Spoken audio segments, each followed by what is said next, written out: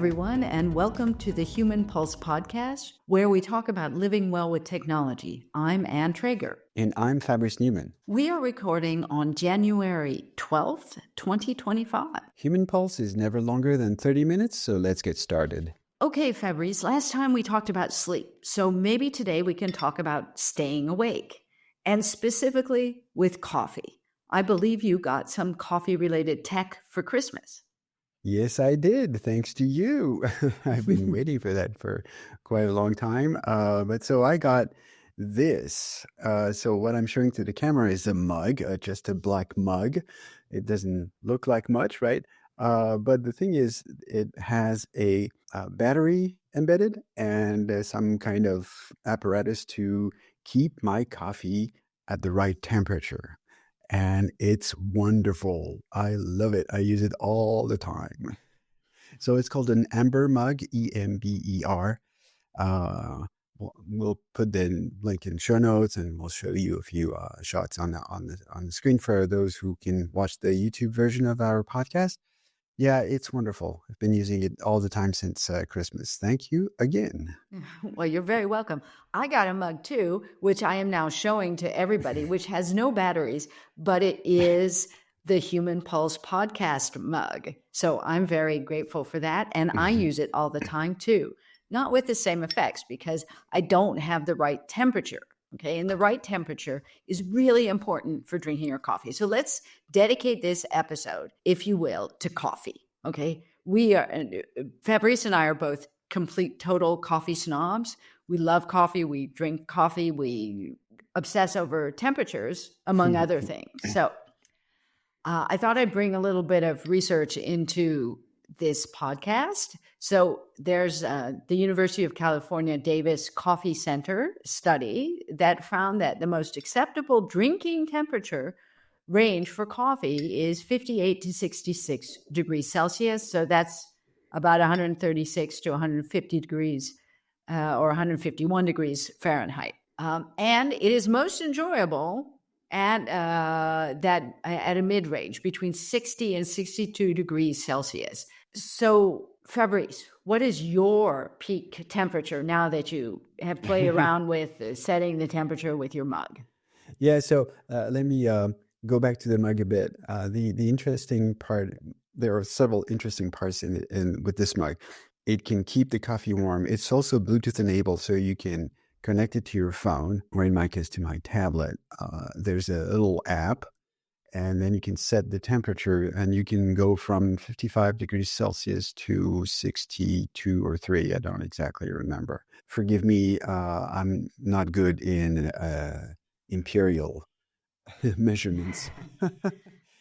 So, and the good temperature for me is evolving because I'm also learning to use the mug a little bit more. Obviously, it has to recharge every now and then. So it can keep the coffee at your preferred temperature for 75 to 90 minutes, depending on the temperature you choose. So the higher the temperature, obviously, the shorter the autonomy.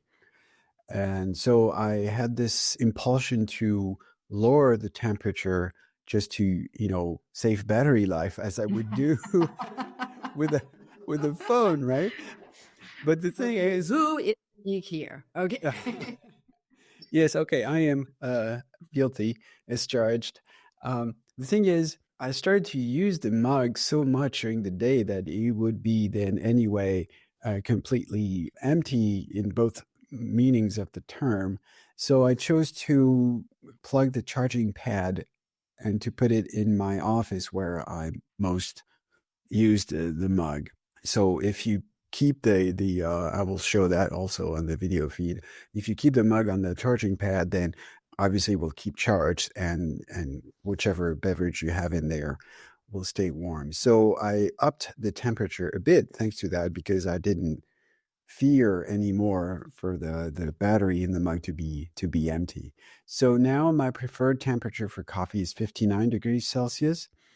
Above that, I find it for my taste to be, not as pleasurable. I'm not talking about taste here, but about the fact that it have this burning feeling if I go higher than that. So we'll see how it goes. So 59 degrees Celsius for me seems to be the right temperature for now, I guess. I'll keep, testing. That's what I do. So there are two things here. One is the mouthfeel, like just the temperature, what you like temperature wise. And then there's the flavor, like when do you get the most flavor? And I'm assuming that the lower the temperature goes, then the less wide the range of flavors, up to a certain point where obviously if it's too hot, it's too hot and your mouth is going to burn and you're not going to taste anything at all, which of course Right. would defeat the purpose. Okay, well, so this got me thinking about brewing temperatures, because we also have a whole ritual around brewing our coffee and how we make coffee.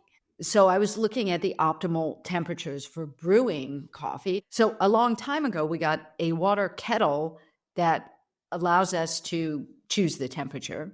And we've always put it around 90 degrees Celsius, which is about 195 degrees Fahrenheit. And so I thought I'd look it up and make sure we were doing the right thing as far as, brewing coffee goes. And the temperature ranges, according to a number of sources that I saw, were 90 to 96 degrees Celsius to get the most flavor out of your coffee. Now, if you go higher than that, the grounds become really bitter. And if you go lower than that, then it doesn't extract enough flavor and you get really weak coffee. So the actual temperature you use depends on the way you are making coffee. It's going to be different if you make drip coffee, if you use an espresso machine, if you use a French press, or if you use what we use, which I'm going to let Fabrice describe. Well, one of the ways we make coffee. Well, and mostly me these days. So I use an Aeropress, which is just if you will, a plastic tube. But I discovered that through my geek fellows on the web and on podcasts, because it seems that there's a big relationship between geeks and coffee making. So a few years ago, the Aeropress was all the rage, and I tried and I adopted it. So it's a tube with it's like a pump system, if you will, with a seal, a rubber seal. I think it's a silicone seal. Yes, you're right. Let's be precise. So I will show that also, and we'll put the link in the show notes. And it's been my preferred way of making coffee for years now, because for me it's a mix between the coffee flavor I want and also how practical it is. It's easy to do. It's obviously longer than using an espresso machine or drip coffee machine or pour over because you need to take care of it. But it's also very easy to clean, for example, much simpler to clean than an espresso machine. There's a link between this and the Ember Mug, because to come back to what you were saying about the temperature, the best temperature to brew the coffee, I kind of thought that maybe I can lower the temperature, I use for brewing, because the coffee will stay warm in my mug. And so I had this, intuitive thought of, I can do that. And the coffee was not as good. It's just, and to emphasize the importance of temperature for brewing, I just lowered the temperature of brewing by 5 degrees on the aforementioned kettle, going from 90 to 85, and the coffee was not as good. So I'm not sure the kettle we have is so precise as to, the temperature it displays. But so going from 90 to 85 on that kettle and made the coffee not as good. So I went back to 90. And so what I like in the Aeropress, it's a very simple process. And I use the inversed method, which is to put the plunger in and then turn it over, and to put the coffee grounds in it, and then the water I pour over, and then I wait a bit. So there are different things and we'll come back to it, as the importance also not only the temperature, but the amount of time you wait and stuff like that.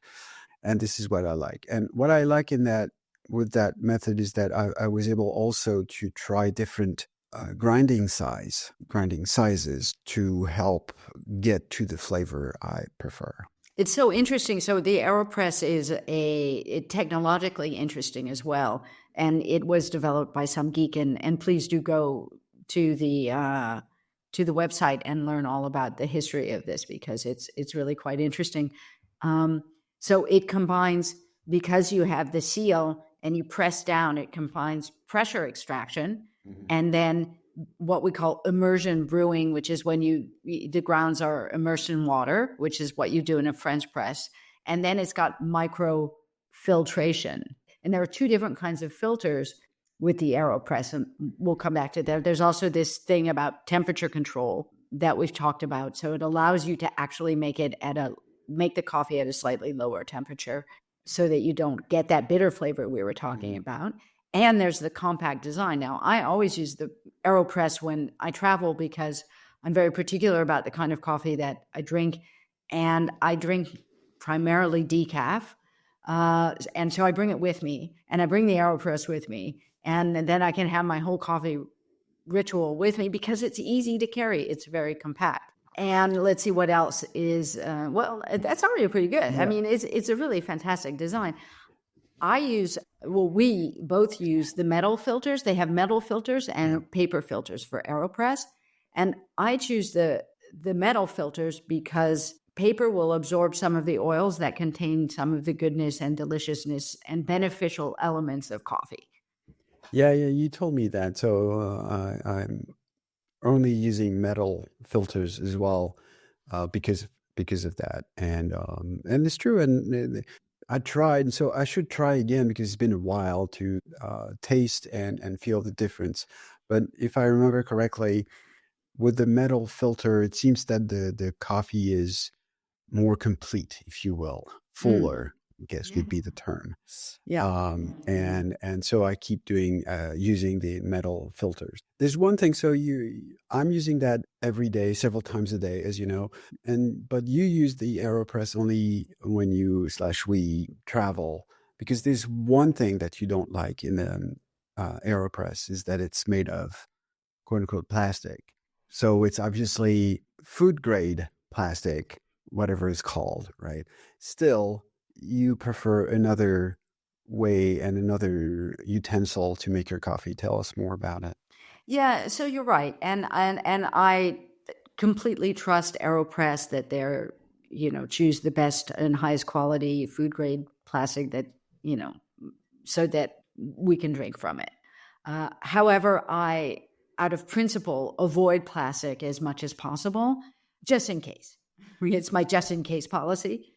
And so I spent a really long time looking for the kind of French press. I do a French press that doesn't have any plastic in it at all.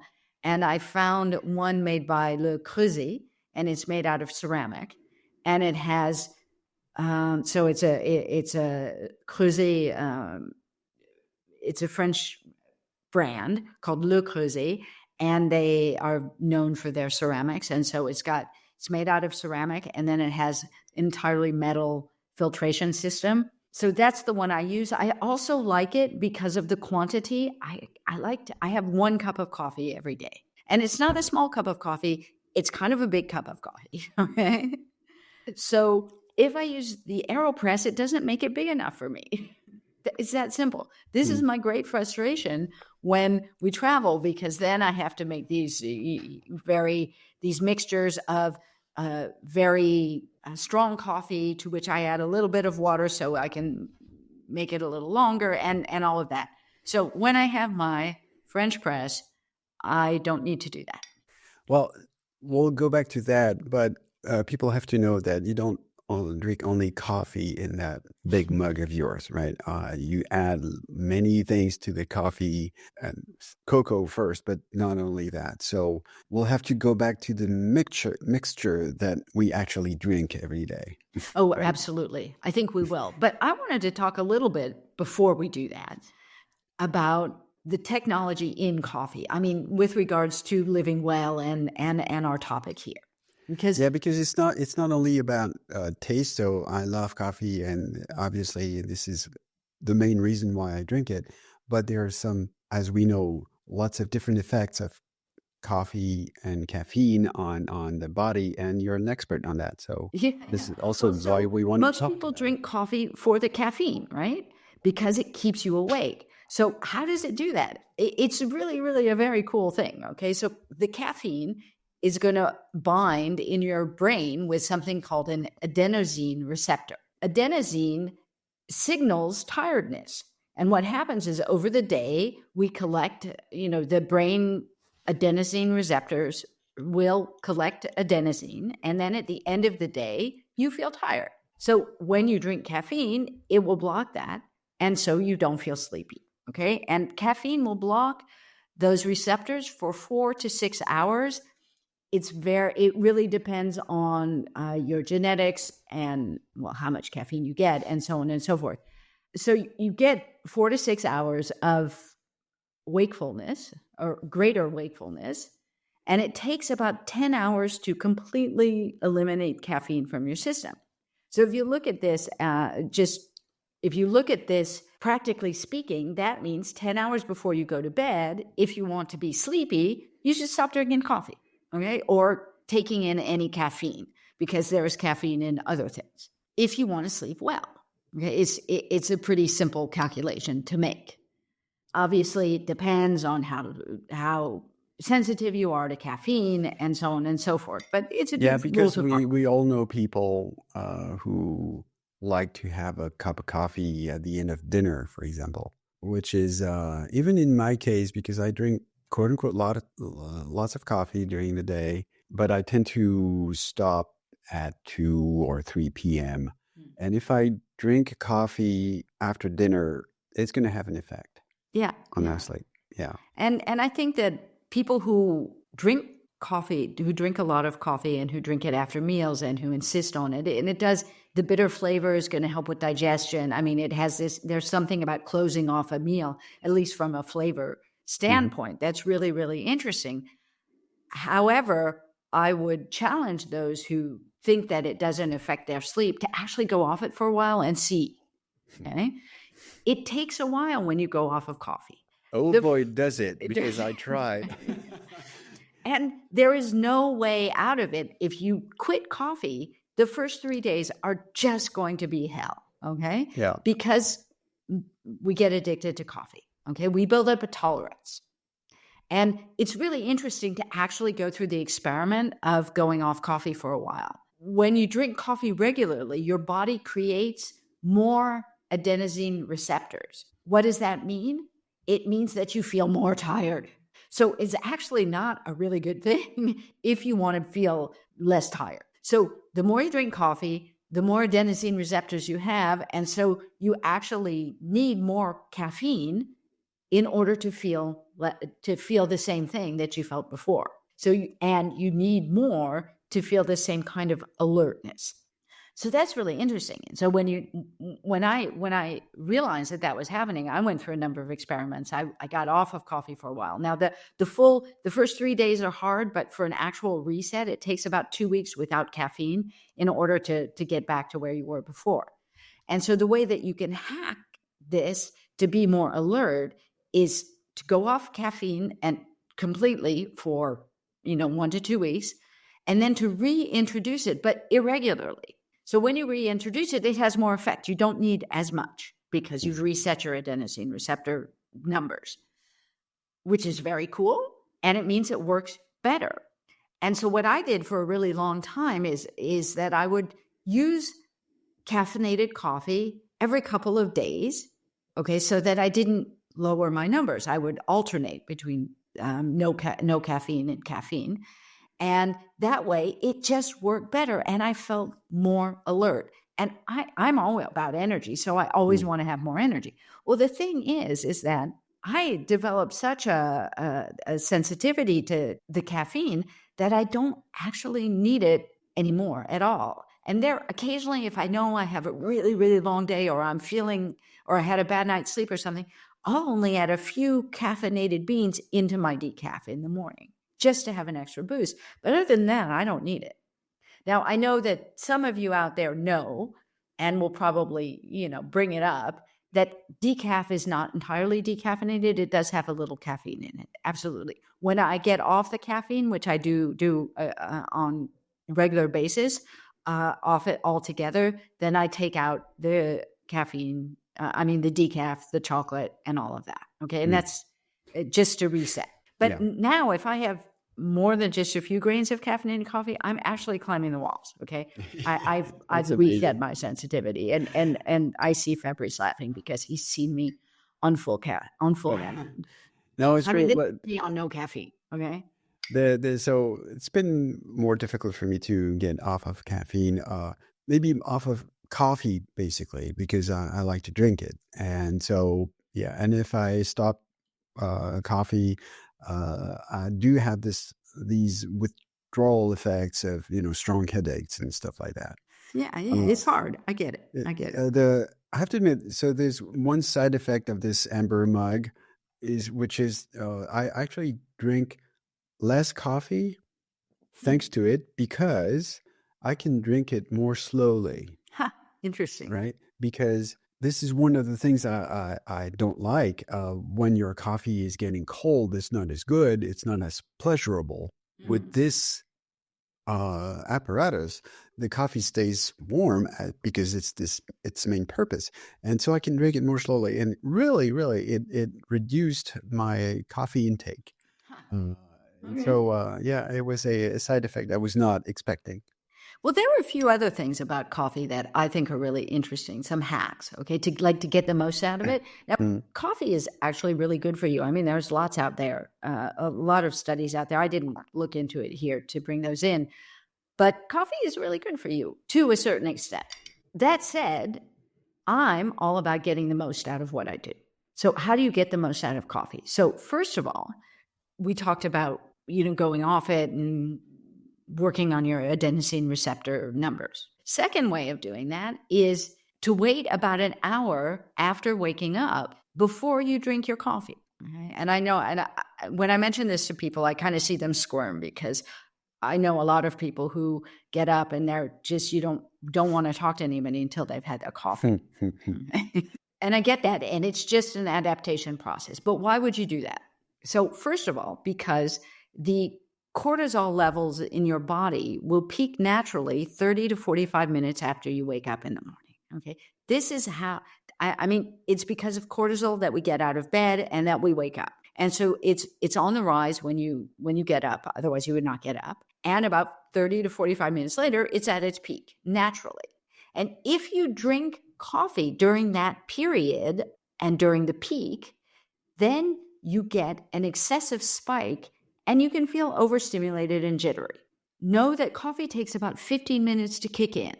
So there you go. You can calculate, I get up and I wait for my natural cortisol levels to rise, and then I have my coffee. What also happens is that after about 5 days of regularly drinking coffee right when you get up, you mess up your natural cortisol levels. They drop. It becomes harder to get up in the morning. I think this is all really interesting because we can play with these little details in order to get the most out of our day, out of our wakefulness, out of our caffeine, out of our coffee. It's all in the details, which brings us to what both of us, all of the stuff we are putting in our coffee in the morning. Well, and so figuratively speaking, it's in a whole new can of worms. But we're not going to talk about that today, because human pulse is never longer than 30 minutes, and we're going to be way over if we start talking about those details. And we want to go over all those details because, well, as you said at the beginning of this episode, we are coffee snobs, and so we like to think, maybe overthink in details about the coffee we use, the beans we use, and also the way we grind them. So we'll talk about that in the next episode. Well, and there's more than that. There's a whole secret to having more energy that we'll talk about next time as well. Absolutely. Thank you for listening to the Human Pulse podcast today. You will find all of the episodes at humanpulsepodcast.com. Thank you for subscribing wherever you listen to your podcasts.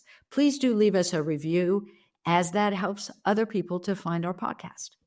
And you can find us on different social media, so we'll let you search for our names and you can find us. Thank you, and talk to you in 2 weeks.